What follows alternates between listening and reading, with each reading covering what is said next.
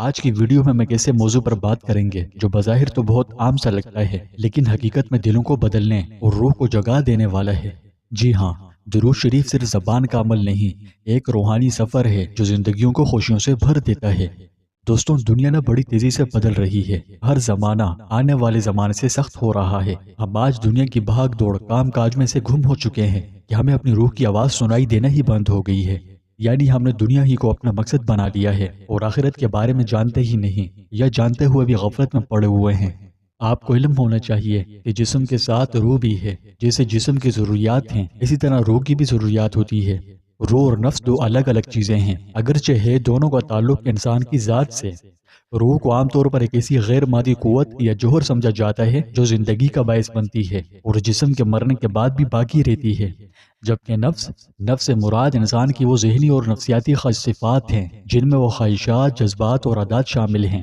روح کو ایک پاکیزہ اور بلند درجہ رکھنے والی شے، جبکہ نفس کو 3 درجوں میں تقسیم کیا جاتا ہے: نفس امارہ جو برائی کی طرف مائل کرتا ہے، نفس لوامہ جو ملامت کرنے والا نفس ہے، اور نفس مطمئنہ جو اطمینان بخش نفس ہے۔ نفس کا تعلق جسم سے ہوتا ہے اور یہ انسان کی جسمانی اور جذباتی ضروریات سے وابستہ ہے، اور روح ایک غیر مادی اور ابدی شے ہے، جبکہ نفس ایک مادی اور تبدیل ہونے والی شے ہے۔ روح زندگی کا باعث ہے، جبکہ نفس انسان کی شخصیت اور رویوں کو تشکیل دیتا ہے۔ روح کا تعلق دل سے ہے، جبکہ نفس کا تعلق جسم اور ذہن دونوں سے ہے۔ نفس کو تزکیے یعنی پاکیزگی کی ضرورت ہوتی ہے تاکہ وہ برائیوں سے پاک ہو سکے، جبکہ روح خود ایک پاکیزہ شے ہے۔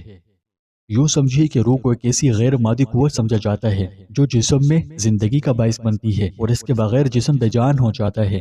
یعنی ایک پاکیزہ اور بلند درجہ رکھنے والی شے ہے جو انسان کو حیوانات سے ممتاز کرتی ہے۔ روح کا تعلق انسان کے دل سے ہوتا ہے اور اسے کبھی کبھی جسم کی زندگی بھی کہا جاتا ہے۔ اگر یہ نکل جائے تو مردہ کہلاتا ہے۔ بعض علماء کے نزدیک روح اور نفس ایک ہی شے ہیں، مگر علماء محققین کے نزدیک روح اور نفس دونوں علیحدہ علیحدہ ہیں۔ استاذ عبدالقاسم کشیری رحمۃ اللہ علیہ فرماتے ہیں کہ اخلاق حمیدہ کے میدن اور منبع کا نام روح ہے، اور اخلاق ذمیمہ کے میدن اور سرچشمے کا نام نفس ہے، مگر جسم لطیف ہونے میں دونوں مشترک ہیں۔ جیسے ملائکہ اور شیاطین جسم لطیف ہونے میں مشترک ہیں، مگر ملائکہ نورانی اور شیاطین ناری ہیں، یعنی فرشتے نور سے پیدا کیے گئے اور شیاطین آگ سے، لیکن دونوں کا ایک لطیف جسم ہے۔ جس طرح فرشتوں اور شیاطین کا لطیف جسم ہے، لیکن فرشتے نورانی اور شیاطین آتش ہیں۔ فرشتے نور سے بنائے گئے اور شیطان آگ سے بنائے گئے۔ اللہ تعالیٰ نے حضرت آدم علیہ السلام کو پیدا کیا اور ان میں ایک نفس اور ایک روح کو رکھا۔ بس عفت اور فہم اور حلم اور سخاوت اور وفا، یہ سب چیزیں روح سے نکلتی ہے، اور شہوت اور تیش اور نفاست اور غصہ اور اس قسم کے تمام اخلاق ذمیمہ نفس سے ظاہر ہوتے ہیں۔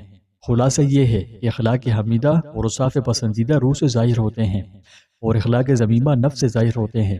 نیز قرآن مجید اور حدیث میں ذرا غور کرنے سے معلوم ہوتا ہے کہ شہوت اور سفاہت اور تیش اور اس قسم کے اخلاق ذمیمہ قرآن اور حدیث میں نفس ہی کی طرف منسوب کیے گئے، روح کی طرف منسوب نہیں کیے گئے۔ امید ہے یہاں تک میری بات آپ کو سمجھ آ گئی۔ المختصر، روح کو کیا چاہیے؟ بس اللہ کا قرب اور اس کی رحمت، اور درود پڑھنے سے ان دونوں چیزوں کا حصول آسان ہو جاتا ہے۔ اس کے علاوہ درود شریف روح کو رسول اللہ صلی اللہ علیہ وسلم کی محبت سے جوڑ دیتا ہے، اور جب روح محمد سے جڑ جاتی ہے تو اندھیرے، مایوسیاں، تکالیف وغیرہ سب ختم ہو جاتی ہے۔ یہی تو اصل روشنی ہے، اسی کو تو سکون قلب کہتے ہیں۔ یہ مبارک عمل تزکیہ نفس کا بڑا مؤثر ذریعہ ہے۔ انسان گناہوں کی گندگی میں ڈوبا ہوا ہو، مایوس ہو، دل سخت ہو چکا ہو، تو چاہیے کہ بس درود پڑھنا شروع کر دے۔ اس کی برکت سے روح ایسے صاف ہوتی ہے جیسے کسی آئینے پر سے گرد صاف کی جاتی ہے، اور پھر اس میں اللہ کا نور چمکتا ہے۔ اور اگلی اہم بات کہ درود پڑھنے والے کا دل نرم ہو جاتا ہے، پھر وہ اپنی ذات کے ساتھ دوسروں کے لیے بھی دعا کرنے لگتا ہے، کسی کو تکلیف نہیں دیتا، لوگوں کی غلطیوں کو نظر انداز کر دیتا ہے، کوئی معافی مانگے اگر ممکن ہو تو معاف کر دیتا ہے۔ اب یہ سب کیوں ہوتا ہے؟ کیونکہ روح پر نبی کریم صلی اللہ علیہ وسلم کی محبت کا رنگ چڑھ جاتا ہے۔